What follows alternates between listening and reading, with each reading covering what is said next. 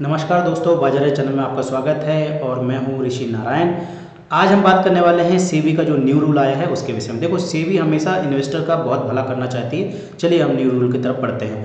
तो सेबी का new rule क्या आया है? सेबी का न्यू रूल आया है कि वो म्यूचुअल फंड को सीधे ही स्टॉक्स को खरीदने बेचने की पावर देना चाहती है। ठीक है, ये उनका न्यू रूल आया है। वो अभी इम्प्लीमेंट नहीं हुआ है, ये वो इम्प्लीमेंट करना चाह रही है। ठीक है, तो ये अगर इम्प्लीमेंट हो गया तो इससे क्या फ़ायदे होंगे हमारे इन्वेस्टर भाइयों को, यानी कि आपको और मुझे। देखिए, पहला क्या होता है, अभी जो म्यूचुअल फंड्स होते हैं वो क्या करते हैं, ब्रोकरेज हाउसेस के थ्रू, यानी कि ब्रोकरेज के थ्रू वो क्या करते हैं, ब्रोकरेज हाउसेस के थ्रू बाइंग एंड सेलिंग करते हैं स्टॉक्स की। ठीक है, यानी कि उन्हें कोई भी ऑर्डर लगाना है या कुछ भी करना है, कुछ भी परचेस करना है, तो वो किसके, ब्रोकरेज हाउस के पास जाते हैं, उनसे बाइंग एंड सेलिंग उनके थ्रू करवाते हैं। ठीक है, तो इससे क्या होता है, एक ब्रोकरेज चार्जेस उनको देना पड़ता है, किसको, ब्रोकर को। तो वो चार्जेस कितना है, वो है 0.12%। ठीक है, सुनने में बहुत कम लग रहा है, लेकिन अब अगर जब सेबी करेगी, सेबी कह रही है कि आप इसको डायरेक्ट आप खरीदो बेचो, है ना, डीएमए यानी कि डायरेक्ट मार्केट एक्सेस के थ्रू आप क्या करो, इसको खरीदो और बेचो। तो आपको कितना लगेगा, यानी कि जो हमारा म्यूचुअल फंड है उसको कितना लगेगा, फंड हाउस को कितना लगेगा, उसको लगेगा 0.06%, यानी कि बिल्कुल आधा रह जाएगा। अब आप अगर ये देखेंगे भैया पैसों में ये कितना था, तो सन 2022 को देखेंगे तो सन 2022 में ही म्यूचुअल फंड्स ने क्या किया, 23 लाख करोड़ का परचेज एंड सेल किया था। 23 लाख करोड़ का, इसका उनका ब्रोकरेज कितना बना होगा, 2800 करोड़, 2800 2800 करोड़ रुपए ब्रोकरेज बना था जो इन्होंने ब्रोकर को पे किया। समझ में आया? तो भैया बड़ा अमाउंट होता है तो ब्रोकरेज भले ही कम हो लेकिन पैसा भी ज़्यादा लगता है। तो इससे क्या हो जाएगा, सेबी इससे एक तीर से दो निशाने होंगे। पहले तो जो म्यूचुअल फंड्स हैं वो क्या करेंगे, उनका जो एक्सपेंस है वो कम हो जाएगा, यानी कि उनका खर्चा कम हो जाएगा। ठीक है, एएमसी तो भैया चाह रही है कि ऐसा ना हो, लेकिन एएमसी को क्या है, सेबी तो हमेशा रिटेलर्स को देखती है कि भैया वो बचा रहे किसी ना किसी तरीके से। ठीक है, तो पहली बात तो ये हो जाएगी। दूसरा बात क्या हुआ, अभी फ्रंट रनिंग केस आपने देखा वीरेन जोशी के थ्रू हुआ था।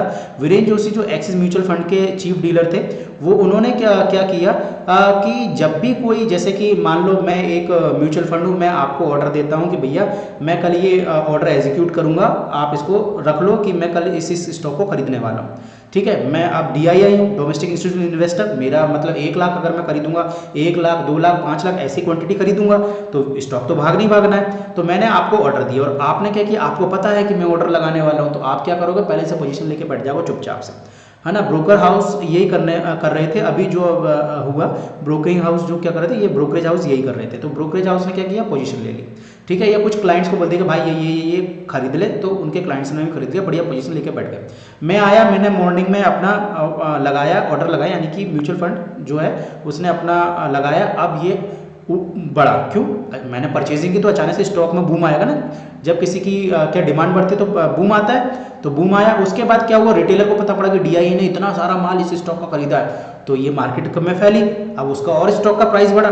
तो अब जिसने पोजीशन पहले से ले ली थी, इसको फ्रंट रनिंग हम बोल रहे हैं, तो वो मजे कर रहे हैं, वो तो अपना प्रॉफिट बुक करके निकल जाएगा। तो ये कहीं ना कहीं वो साधना चाहते हैं कि ये एक तीर से दो निशाने हो जाए, सेबी का ये ध्येय है। अब लेकिन ऐसा पूरी तरीके से ये फुल प्रूफ हो जाएगा कि फ्रंट रनिंग अब होगी नहीं, ऐसा नहीं है। देखो क्या होता है, ये जो हमारा क्या है, जब भी जैसे हम भी ऑर्डर लगाते हैं ब्रोकरेज टर्मिनल के थ्रू, यानी कि हमारे ऐप के थ्रू, समझ लो कि बाय और सेल का ऑर्डर लगाते हैं, तो वहाँ पे बिड एंड आस्क में हम जाते हैं तो हम देखते हैं ना कि इतने लोग खरीद रहे हैं, इतनी क्वांटिटी खरीद रहे हैं, इतना ये लोग बेच रहे हैं। सो इसी तरीके से ये म्यूचुअल फंड्स को भी कहीं ना कहीं उनको देना पड़ता है बल्क डील में कि भैया हम ये खरीद रहे हैं। तो वो कहीं ना कहीं ये 100% तो प्रूफ हो नहीं सकता कि भैया ये बात कहीं ना कहीं से लीक ना हो। ठीक है, लेकिन फिर भी कहीं ना कहीं ये सारी चीज़ें करने से कुछ ना कुछ तो कमी आएगी। देखो भैया, हम तो कहते हैं मोदी जी जिंदाबाद, है ना। मोदी जी के कारण बहुत सारी चीज़ें हुई हैं, और मैं ये नहीं कह रहा कि इसके पीछे मोदी है, सेबी है। सेबी हमेशा अपने इन्वेस्टर को बचाती आई है और वो बचाती रहेगी। तो ठीक है, अगर वीडियो पसंद आए तो लाइक कीजिए, चैनल को सब्सक्राइब कीजिए, नोटिफिकेशन बेल को दबा दीजिए। इंस्टाग्राम, फेसबुक सबकी लिंक डिस्क्रिप्शन बॉक्स में। डीमैट अकाउंट आप पर नहीं है तो डीमैट अकाउंट आप खुलवा लीजिए, उनकी सभी की लिंक Zerodha नंबर 1 है, उसकी लिंक भी डिस्क्रिप्शन में है। और बाकी सभी जितने भी डीमैट अकाउंट्स आप खोल सकते हैं जिन जिन पोर्टल से, उन सब की लिंक डिस्क्रिप्शन बॉक्स में दी गई है। ठीक है, तो मिलते, और टेलीग्राम चैनल से जरूर जुड़ जाइए, जिसमें मेरा जो भी मैं पोस्ट करता हूँ तो उसकी इसमें क्या कर देता हूँ, मैं भेज देता हूँ कि भैया ये मैंने पोस्ट किया। ठीक है, चलिए मिलते हैं नेक्स्ट वीडियो तक, टाटा बाय बाय, सयूनारा।